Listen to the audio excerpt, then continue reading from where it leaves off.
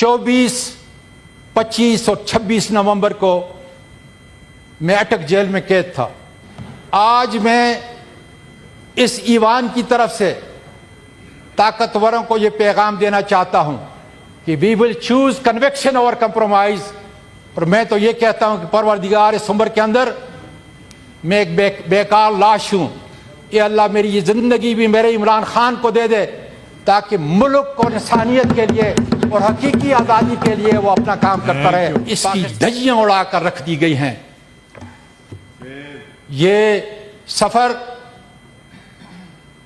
قاضی فائز عیسیٰ سے شروع ہوتا ہے، ہم سے بیٹ لیا جاتا ہے، 47 فارم کے تحت اسمبلیوں کو بھرا جاتا ہے۔ ذوالفقار علی بھٹو نے یہ کہا کہ دس از اے بیڈ راک،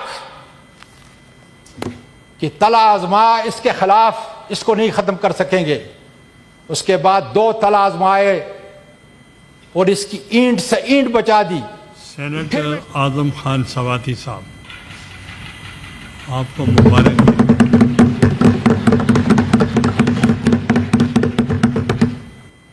آج میں پھر ایک مرتبہ مسٹر چیئرمین، یہ ہے وہ آئین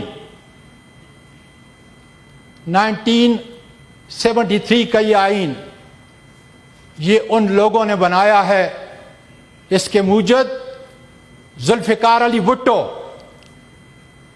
حضرت مولانا مفتی محمود، جناب عبد الولی خان، غوث بخش بزنجو، کسوری اور بہت سارے ہمارے وہ اکابرین جو اس دنیا سے رخصت ہو چکے ہیں، اللہ تعالیٰ ان کی مغفرت کرے۔ یہ آئین ان کا دیا ہوا تھا، اور جب ہم ڈیبیٹ کو دیکھتے ہیں اس کے بنانے میں جناب چیئرمین، تو ہم حیران رہتے ہیں کہ اس وقت NWFP علادگی کی طرف جا رہا تھا۔ بلوچستان میں بہت ساری تنظیمیں ملک کو اس حصے کو بلوچستان کو الگ کرنے کے لیے رکھی تھیں، لیکن داد دیتا ہوں ان کو، اپنے ان سارے اکابرین کو جو مل بیٹھے اور انہوں نے اس آئین کو بنا کر ہم پہ اتنا بڑا احسان کیا پاکستان میں کہ سقوط ڈھاکہ کے بعد پاکستان ذلت اور اپریل 1973 کو اپوزیشن کا مسودہ جناب ذوالفقار علی بھٹو اور عبد الحفیظ پیرزادہ منوان نے قبول کیا۔ اس میں کیا ہے جناب 73 کے آئین میں؟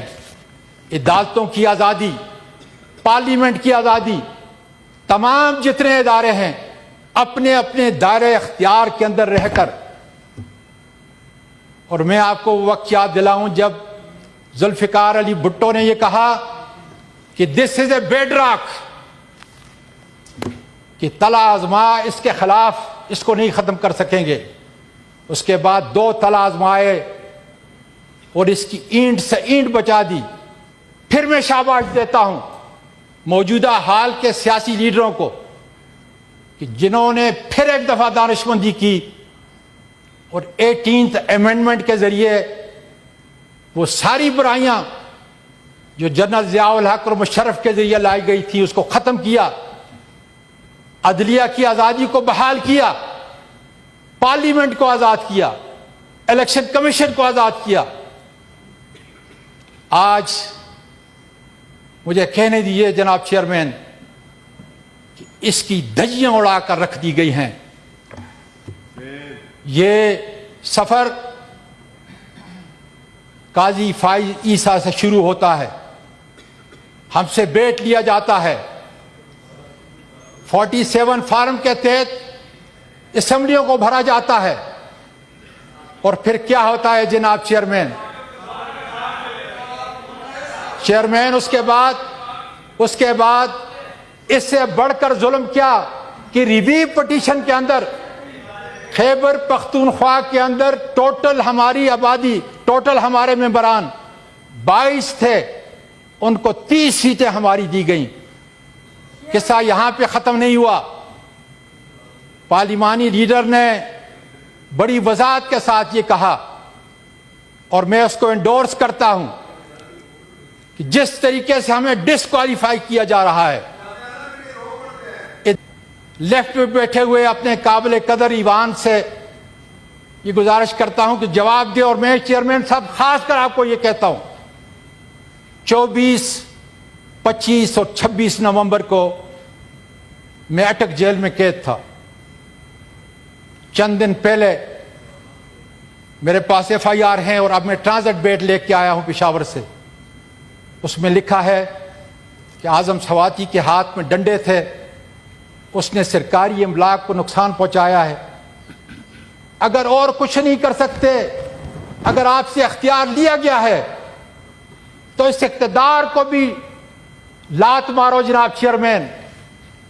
آپ نے تو اتنا بڑا فیصلہ کیا کہ اپنی پریمرشپ جو ہے ایک اصول کے لیے قربان کی۔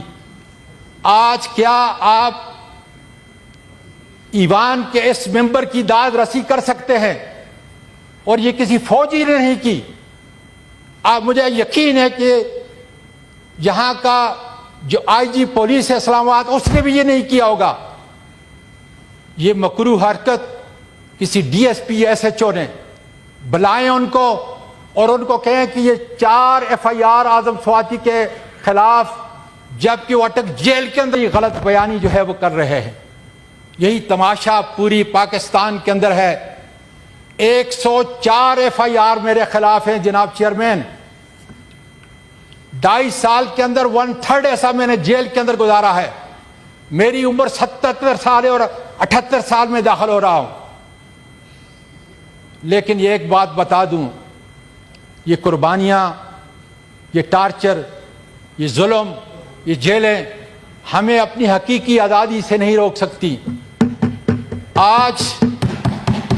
آج میں اس ایوان کی طرف سے طاقتوروں کو یہ پیغام دینا چاہتا ہوں کہ دیکھیں، مودی کے خلاف آپ نے بہت بڑا محاذ کامیابی سے حاصل کیا۔